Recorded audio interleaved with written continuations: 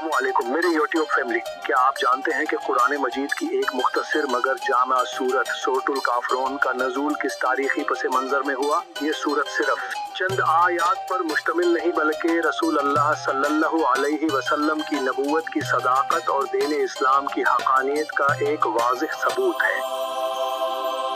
आज की इस वीडियो में हम इसी अजीम वाक़ये की गहराई में जाएंगे। इस सफर का हिस्सा बनने के लिए इस वीडियो को लाइक करें, हमारे चैनल को सब्सक्राइब करें और घंटी के बटन को दबा दें ताकि ऐसी मुफीद वीडियोस आप तक बरोकत पहुंच सकें। मुहतरम नाज़रीन, ये वाक़या इस वक्त पेश आया जब कुफारे मक्का ने इस्लाम की बढ़ती हुई मकबूलियत से घबराकर एक नया हरबा इख्तियार किया। उन्होंने रसूल अल्लाह सल्लल्लाहु अलैहि वसल्लम के पास एक वफद भेजा ताकि आप सल्लल्लाहु अलैहि वसल्लम से एक अजीब व गरीब सौदा किया जा सके। उनकी पेशकश बहुत सादा थी। वो चाहते थे कि रसूल अल्लाह सल्लल्लाहु अलैहि वसल्लम एक साल उनके बुतों की पूजा करें और उसके बदले में वो अगले साल अल्लाह की इबादत करें। इस तरह वो समझते थे कि दोनों फरीकों में सुलह हो जाएगी और दीन का मुआमला भी हल हो जाएगा। सूरतुल काफरून की पहली आयत का तर्जुमा है, कह दो ऐ काफिरों। ये अल्फाज इस पेशकश का कतई और दो टोक जवाब थे जो बराह रास्त अल्लाह की तरफ से आए थे। मेरे प्यारे दोस्तों, कुफारे मक्का समझते थे कि इस तरह की पेशकश से रसूल अल्लाह सल्लल्लाहु अलैहि वसल्लम को अपने दीन में नरमी इख्तियार करने पर मजबूर किया जा सकता है, लेकिन वो नहीं जानते थे कि रसूल अल्लाह सल्लल्लाहु अलैहि वसल्लम का ईमान गैर मुतज़लज़िल था। इस सूरत की दूसरी आयत है, मैं इसकी इबादत नहीं करता जिसकी तुम इबादत करते हो। इस आयत ने ये वाज़िह कर दिया कि अल्लाह की इबादत और बातिल माबूदों की इबादत में कोई मुश्तरक नुक्ता नहीं हो सकता।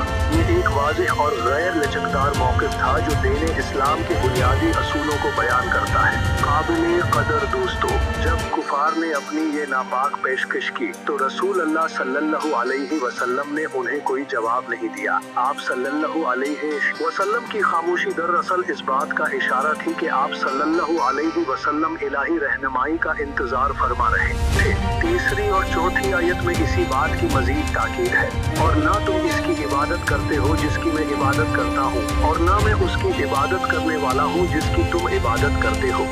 इन आयात ने ये साबित कर दिया कि दोनों गिरोहों के रास्ते मुकम्मल तौर पर अलग हैं। यहाँ माजी, हाल और मुस्तकबिल में अकीदे की अलहदगी को वाज़ेह किया गया है। इज्जत माफ सामाईन, इस सूरत की आयात ने इस पेशकश का कतई जवाब दिया और ये वाज़ेह कर दिया कि हक और बातिल के दरमियान कोई समझौता मुमकिन नहीं है। इस सूरत ने ये साबित किया कि दीन हक और शिरक एक साथ नहीं चल सकते। इस सूरत ने ये साबित किया कि दीन हक और शिरक एक साथ नहीं चल सकते। इस सूरत की आखिरी आयत का तर्जुमा है, तुम्हारे लिए तुम्हारा दीन है और मेरे लिए मेरा दीन। ये जुमला सिर्फ एक जवाब नहीं बल्कि दीन इस्लाम का एक बुनियादी असूल बन गया। ये असूल अकायद के मुआमले में एक दूसरे से मुकम्मल अलहदगी का ऐलान है जिसमें किसी किस्म की मिलावट या समझौते की कोई गुंजाइश नहीं। जाने अजीज, इस सूरत के नाजिल होने के बाद रसूल अल्लाह सल्लल्लाहु अलैहि वसल्लम ने कुफारे मक्का के सामने इसे तिलावत किया और उनकी पेशकश को दो टोक अंदाज में रद्द कर दिया। आप सल्लल्लाहु अलैहि वसल्लम ने ये वाज़ेह कर दिया कि लकुम दिनुकुम वलिया दीन, यानी तुम्हारे लिए तुम्हारा दीन है और मेरे लिए मेरा दीन है। ये तारीखी वाकया हमें ये दरस देता है कि दीन के मामले में कभी भी लचक नहीं दिखाई जा सकती और न ही अपने ईमान के असूलों पर कोई समझौता किया जा सकता है।